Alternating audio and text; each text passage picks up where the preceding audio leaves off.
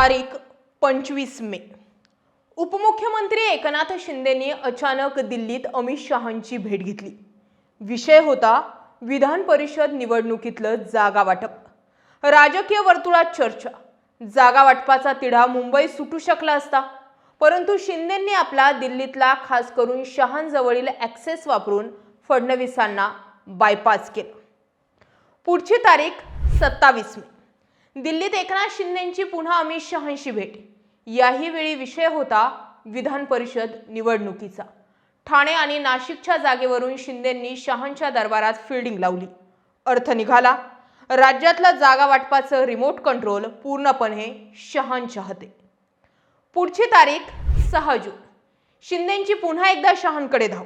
यावेळी विषय होता ऑपरेशन टायगर. अर्थ निघाला, राज्यातल्या भाजप नेत्यांना विशेषतः फडणवीसांना महत्त्व न देता ऑपरेशन टायगरची स्क्रिप्ट थेट दिल्लीतून लिहिली गेली. पुढची तारीख 18 जून. यावेळी सुनेत्रा पवारांनी दिल्ली गाठून अमित शहांची भेट घेतली. विषय होता आगामी केंद्रीय मंत्रिमंडळ विस्तार आणि अर्थ खातं पुन्हा राष्ट्रवादीला देण्याचा. अर्थ निघाला, फडणवीसांना स्पष्ट संकेत मिळाला, राज्यातल्या सहकारी पक्षांना हाताळण्याची जबाबदारी आता दिल्लीनं स्वतः घेतली. पुढची तारीख 7 जुलै. विनोद तावडे जयंत पाटील भेट. चर्चा झाली शरद पवार गटाची एनडीए सोबतच्या युतीची. अर्थ निघाला, शहांनी दिल्लीतून फडणवीसांचे एकेकाळचे प्रतिस्पर्धी तावडेंना पाठवून या चर्चेपासून फडणवीसांना दूर ठेवलं. नजीकच्या काळातल्या या घडामोडी जर पाहिल्या तर याचा सारांश एकच निघतो. राज्यात फडणवीसांना आता बायपास करायला सुरुवात झाली आहे. राज्याचा संपूर्ण कंट्रोल दिल्लीकडे म्हणजेच अमित शहांकडे गेलाय. जागा वाटप असो किंवा मग युतीचा विषय असो, सर्व सूत्र दिल्लीतून हलतात. आता फडणवीस केवळ रबर स्टॅम्प पुरते उरलेत का? सत्ता केंद्राचा मोमेंट बदलतोय का? शिंदे आणि सुनेत्रा पवारांसारखे मित्रपक्ष का वारंवार दिल्लीला जाऊन सूत्र हलवतात? या सर्वांचा आढावा घेणारा आजचा हा व्हिडिओ शेवटपर्यंत पहा. या व्हिडिओतून बरेचसे ट्विस्ट ऐकायला मिळतील. आता हे होऊ घातलेले ट्विस्ट हे तर नक्कीच सांगतायत की फडणवीसांसाठी ही धोक्याची घंटा ठरते. महाराष्ट्राच्या राजकारणात सध्या एक नवीन पटकथा लिहिली जाते. एकेकाळी मी पुन्हा येईन म्हणत राज्यात एक छत्री अंमल गाजवणारे देवेंद्र फडणवीस आज स्वतःच्याच पक्षात एकाकी पडत चाललेत की काय अशी चिन्ह आहेत. गेल्या काही महिन्यातील राजकीय घडामोडींचे डॉट जोडले तर एक चित्र स्पष्ट येत आहे. ते म्हणजे दिल्लीतून अत्यंत नियोजनबद्ध रीतीने देवेंद्र फडणवीस यांच्या भोवतीची राजकीय तटबंदी कमकुवत करून त्यांना साईडलाईन करण्याचा विडा उचलला. 2019च्या विधानसभा निवडणुकीत विनोद तावडेंचं तिकीट कापलं गेलं तेव्हा त्यामागे देवेंद्र फडणवीस यांचाच हात असल्याचं बोललं गेलं. तावडेंसारखा मराठा चेहरा महाराष्ट्राच्या मुख्य प्रवाहातून गायब झाला, पण अमित शहांनी तावडेंना दिल्लीत बोलावून थेट राष्ट्रीय सरचिटणीस पद दिलं. आता त्याच विनोद तावडेंना अमित शहा यांनी महाराष्ट्रातल्या राजकीय समीकरणांची पूर्ण सूत्र दिलीत. ज्या नेत्याला फडणवीसांनी राज्यातून बाजूला केलं त्यालाच शहांनी फडणवीसांसमोर सुपर बॉस म्हणून बसवलं. गेल्या काही दिवसातील विनोद तावडेंच्या गाठीभेटी केवळ सदिच्छा भेट नव्हत्या, तर ती फडणवीसांना घेरण्याची सुनियोजित तटबंदी असल्याचं राजकीय वर्तुळात बोललं जातंय. पहिलं, जयंत पाटलांशी भेट. आता पुन्हा एकनाथ खडसेंशी कुठलंही औचित्य नसताना झालेली भेट चर्चेत आली आहे. देवेंद्र फडणवीस आणि एकनाथ खडसे यांच्यातलं वैर जगजाहीर आहे. फडणवीसांमुळेच आपल्याला भाजप सोडावं लागलं असा आरोप खडसे कायम करतात. आता तावडे थेट खडसेंच्या घरी जातात, तासभर चर्चा करतात. हे दोन्ही नेते फडणवीस पीडित मानले जातात. शहा यांच्या संमतीशिवाय तावडे हे पाऊल टाकूच शकत नाहीत. म्हणजे फडणवीसांच्या विरोधकांना दिल्लीतून ताकद दिली जाते असे स्पष्ट संकेत दिसतात. त्याआधी शरद पवार गटाचे प्रदेशाध्यक्ष जयंत पाटील आणि तावडे यांची भेट ही राजकीय वर्तुळामध्ये भूकंप आणणारी ठरली. महाविकास आघाडीच्या बड्या नेत्याशी भाजपचा दिल्लीतील दूत चर्चा करतो आणि त्यात फडणवीस कुठेच नसतात. यातच सर्व काही आलं. महायुती सरकार आल्यानंतर सुरुवातीला एकनाथ शिंदे हे फडणवीसांचा सल्ला घेऊनच पावलं टाकायचे. मात्र गेल्या काही महिन्यात हे चित्र पूर्णपणे बदललंय. जागा वाटपाचा तिढा असो, मंत्रिमंडळ विस्तार असो किंवा मग राजकारणातील कोणतीही मोठी राजकीय अडचण, एकनाथ शिंदे आता मुंबईत फडणवीसांशी चर्चा करत बसत नाही. ते थेट विशेष विमानानं दिल्ली गाठतात आणि अमित शहांसोबत बसून निर्णय घेतात. दिल्लीनं शिंदेंना थेट ॲक्सेस दिल्यामुळे राज्यात फडणवीसांना थेट बायपास केलं जातं.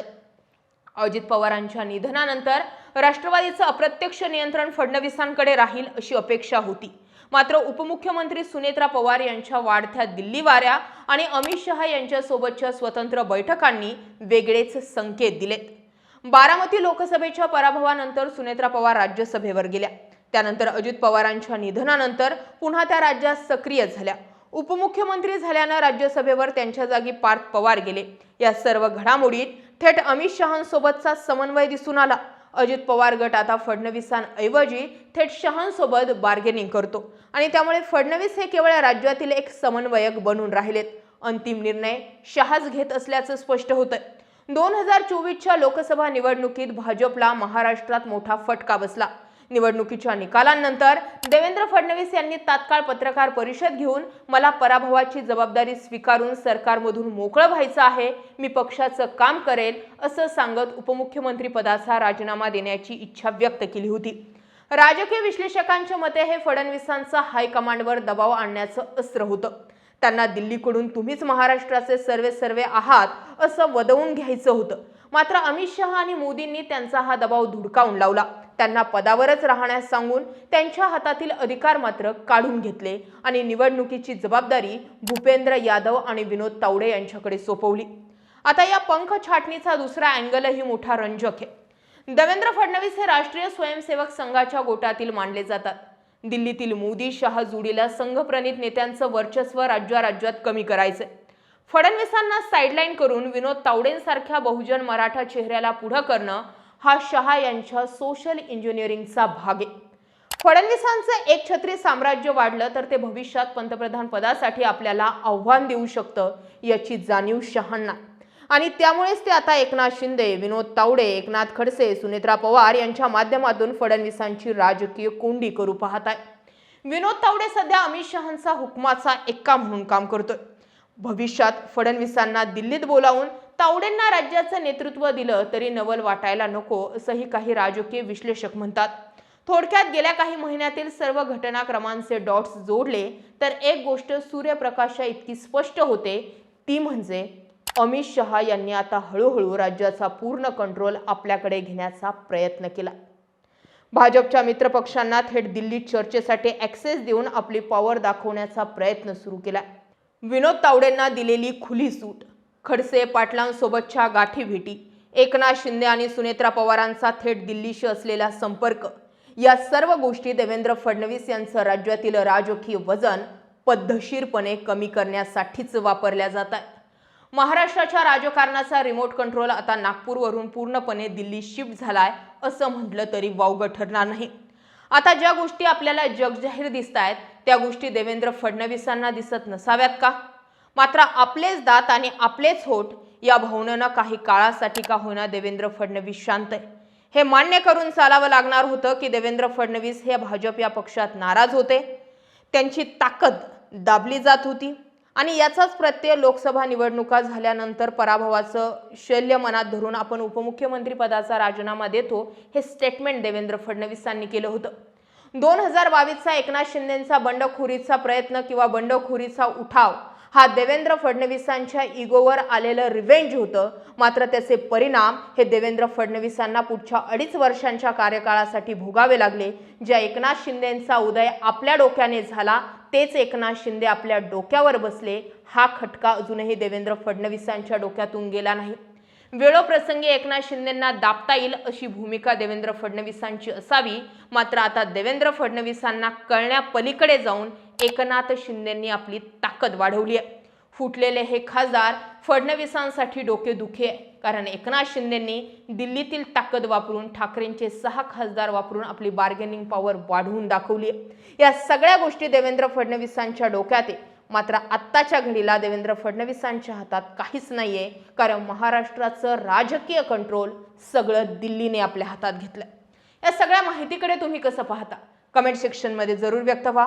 अशाच माहितीपूर्ण व्हिडिओसाठी आपलं चॅनल आवर्जून सबस्क्राईब करा. जय महाराष्ट्र.